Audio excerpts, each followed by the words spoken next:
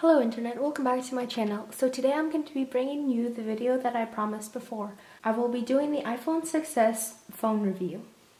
Now just to preface this video, I do want to say that I did have an Android phone for a really long time. This opinion may vary to the people who have used iPhone. In any case, let me just share with you the opinions that I do have on this phone. And I think the most logical part to start is by unlocking the phone. So I found that the fingerprint scanner is really fast on this phone, so whenever I just press my finger, it opens so quickly I barely get to see my wallpaper, which is actually a good thing because the faster the better, right? As an Android user, I found that this organization system is so simple because you only have files and folders, and there's really no other way you can organize your phone. There are really no widgets or anything like that that you can notice. It's just folders that have apps in them and so on and so forth. Now, talking with 3D Touch, this is a really new feature that Apple has been releasing, and I have found that to be very useful and I never thought I'd use it as much as I do, but now it supports many third-party apps that I found really works a lot. I've also found this phone to be very responsive whenever I slide up, down for notifications or the quick search tool, or even this one up here. It is really fast. Now for this next thing that I want to talk about, I've brought in an older phone. This is the Samsung Galaxy Note 3. This is not personally my phone, but it is very similar to the one I used to have, so I'm going to show you one thing that I noticed. So I can't exactly show you the detail of this, but as you can see, I have the photo app here. And so whenever I look through my photos, it's organized and everything. But the only thing I noticed is that there is no file manager. So whenever I download a file, for example, like a PDF, I don't really see where it goes. I only know that it's used by an app. Here, I'll show you what I mean. So whenever I'm unlocking this phone, there is a thing called My Files. And so whenever you look at this, you've got your images, videos, and music, documents, anything downloaded, anything is really just organized here in such an easy way to see. And I really like that about Android, and I think that's one of the bigger things that I miss about it. Now the next thing I want to talk about is transferring my files. Now whenever I had my Android device, I could just plug it into my computer like a flash drive, and I would have all my files there and I could copy and paste things that I needed. For example, if I had a work document that I needed from my computer to my phone, I didn't have to email it to myself or go through any program. I could just plug it into my computer and open it up like a regular file. On this one, what I found is that I had to use iTunes to send pretty much all my files, and I'll make a separate video about my experiences with iTunes, but let's just say that it isn't as comfortable to use as, for example, just being able to plug it into your computer. Now for this next thing, I'm just going to be opening up the regular YouTube app, and I'll quickly search just a video to show you guys. Alright, so for this next thing, what I'm going to show you is, for example, if I am playing a video, let me just find one real quick. Like, let's say I'm playing this video. It's full screen, everything. And if I want to leave this video, instead of having the back button to send me back, I have to either rotate, or I have to press this button here for it to do it for me. This is just one example where I think that the back button would be really useful. There are many others, but this is the most common reason that I found the back button to be very useful, is just getting back to things. For example, if I'm using my browser here, and I'm going to go to Google, so I have a web page loaded here. So for example, if I just search Apple, search it like normal. For me to go back, I can't just press a back button. I need to go down here. Now this is just Safari. Safari does have it built in the bottom where it's easy to access, but there are some browsers that I use, here's my browsers folder, that don't have that functionality. I have to reach all the way up here, and it's really not that convenient.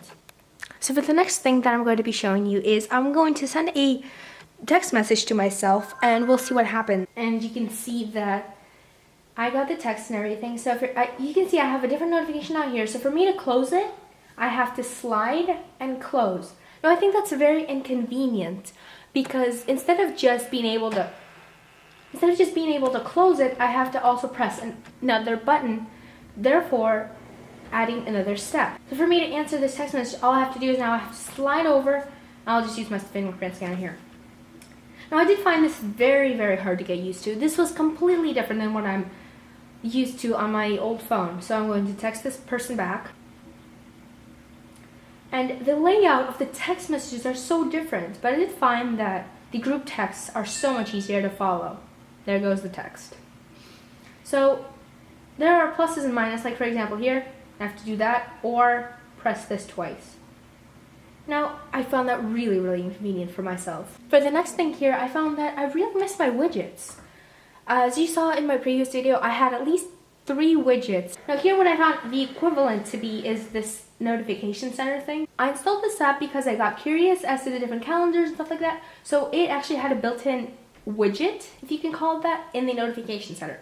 Now I don't really find this useful at all, but I did find that my WordPress account did help a little bit with the number of views that it gets, but it's not as useful as if I had a widget. Now, so for the next thing that I found that I didn't necessarily like with the iPhone is the fact that there are barely any styluses that could fit this phone. For example, I found this stylus right here, the Jet Touch. It's still a bit too thick, as you can see with the width of the point itself, but this one is the best I could find as far as I did my research. So if you can take a look at this phone right here, you can see that not only is it a bigger screen, yes, I agree, it's an older version, so just pretend I have the Note 4 here. I just couldn't get my hands on that one for right now. But when I take out, there's a stylus right here. So all I can do here, notepad thing. And so here I am just free to use this, you know, draw on it, whatever. There's a text option, but I really, really like being able to have a pen with me. Now you may just ask yourself, why did I get the iPhone? Well, the simple question is, yes, I did want to try it out. I did want to be non-biased towards this phone because I've only used Android before this. But I also wanted to see what it was like to have a different operating system. So yes, while I did want to get another Note, I really couldn't because I wanted to give this a try, and I found that the unibody and the new things that they added to the Note weren't really something I was looking for, so I did end up getting the iPhone. This phone really loads things really quick, allowing me to go to different things really quickly when I need to access them on the spot. Now, all this brings the question, how is the battery life? Well, I could get a whole day using this phone, and I will say that I'm not the heaviest user of my phone because I am in school and I can't use my phone all the time, but I can say that even after a full day of using this, I'm only at about 50 or 40%, leaving about that much for me to be able to use at home before charging. So I wouldn't say that the battery life is a problem, even though I do know that this battery did decrease in size, but I think the software makes it up. Now, another problem that I found with this phone is the text size. Now, on my phones, I always kept my text size a little bit bigger because I found that it's so much easier to read. But if you can, however, I'm not sure if you can really tell, but this is the Instagram notifications of one of my accounts. As you can see here, it is really, really tiny. So therefore making it really hard to read for some people. Now, it may not be a problem to you, but to me personally, I really like having my text a little bit bigger than normal. Now, here's the other thing that I want to mention. Since I had an Android phone, my emojis didn't look anything like the iOS emojis. So now when I got this phone, I was shocked to see how many new emojis they had and how different they looked. So if I open up my emojis list here, there are so many emojis to choose from. I'll show you a few of my favorite. Now, there are a combination of old and new emojis in the document that I showed you, but I think these are really, really cool, the way that they designed them for the iPhone and how different they look. And I really like the new emojis, and I look forward to using more of them. Now, another big topic of the iPhone is the camera.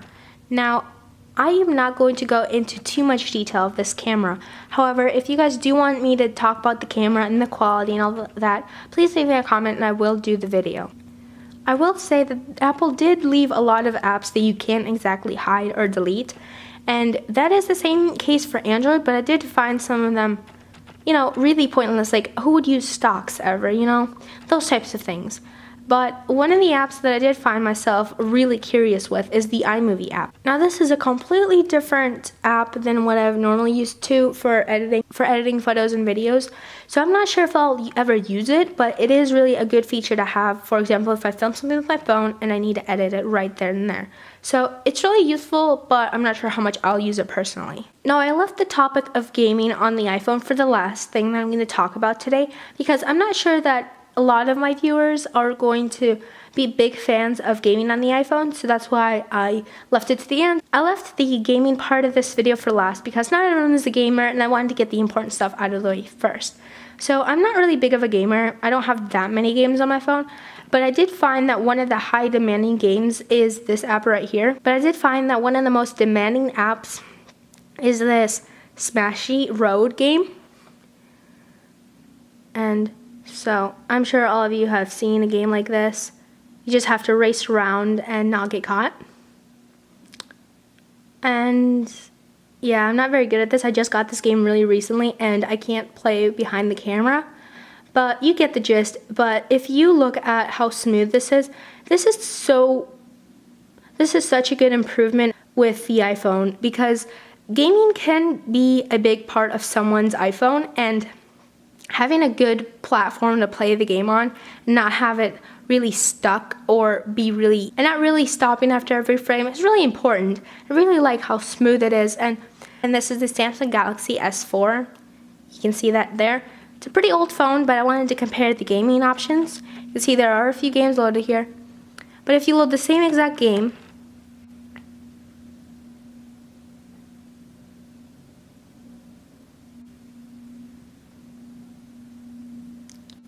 I don't know if you can tell how buggy it is and how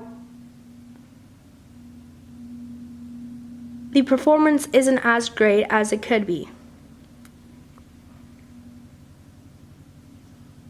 Now that was my review for the iPhone 6s. If there are any other videos that you want me to film with this phone, or if you want me to film any of those videos that I mentioned in this video, just leave me a comment below and I'll make sure to get to you.